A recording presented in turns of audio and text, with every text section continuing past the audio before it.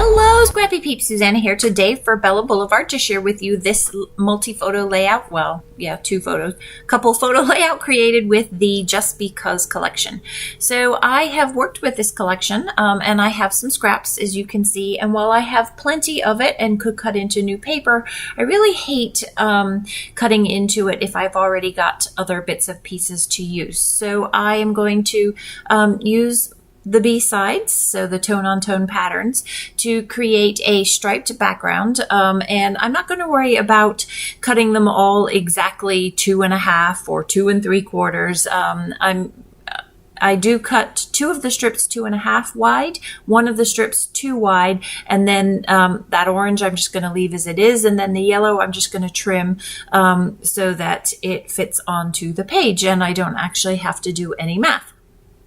I want them to all be the same height, so I'm just going to literally put them all together, but they keep sliding, so I'm going to get a clip to help hold them together and then just trim them the same height as the orange, which I honestly have no idea what that is.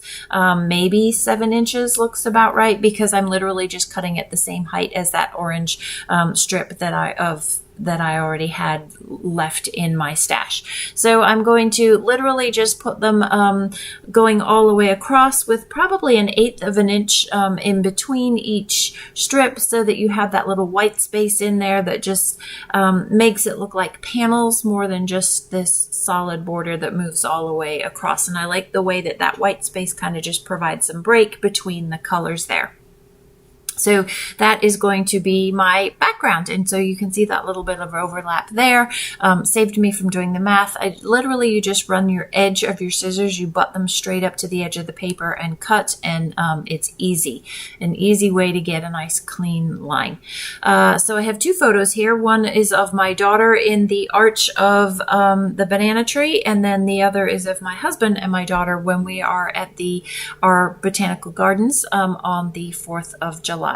And so I want to matte these. I'm matting them with sort of that peachy color, which is the same color as the brick that you can see in the background of the photo there. It just gives another layer to make the photo stand out against all of that color there. And I don't normally matte my photos, but I really liked it to pull in the color from the brick as I had that as an option. So then I'm going to use this striped piece of pattern paper. Again, it's some leftover from my stash, and I'm going to put that down the bottom. I just like the way that the smaller stripes pull in the bigger stripes and tie that together. It is also a piece that is multicolor that also is sort of that wrap it up thing. So then I'm using one of the doohickey stickers, the border stickers underneath. I just like the flowers and how the flowers tie in together, the flowers that I will put sprinkled throughout the layout. Just to soften all of the hard edges, I'm going to put these photos at slight angles. I could have put them straight upright and overlapping, but I liked them softening by putting them at the different angles. I always like to use these photo corners when I can. I also like to pop them because I like the shadow and the dimension that provides.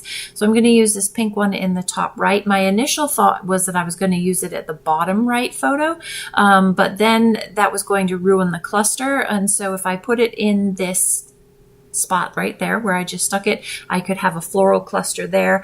So I'm going to have 3 clusters. That is the visual triangle that will guide your eye through and around the page there.